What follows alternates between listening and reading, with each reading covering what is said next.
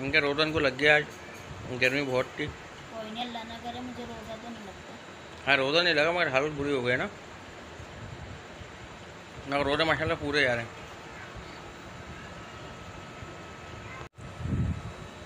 अस्सलाम वालेकुम व्यूवर्स, कैसे हैं आप लोग? मैं ठीक हूँ। मेरी तबीयत बिल्कुल सही नहीं है व्यूवर्स, दुआ करें।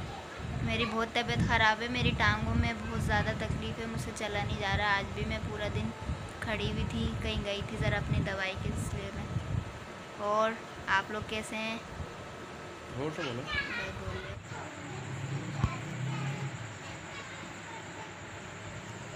सोफे पे भी सिर्फ छलांग लगा रही थी, उड़ रहा था लेकिन उड़ गया था। यहाँ तक आया था जहाँ पे डोंगे ना।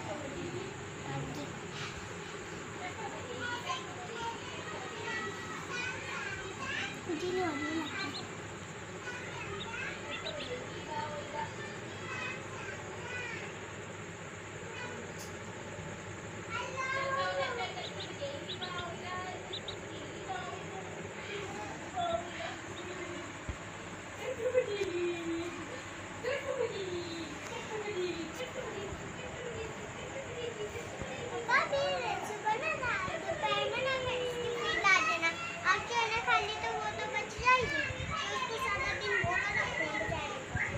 मैंने पूछा ना खा रही है।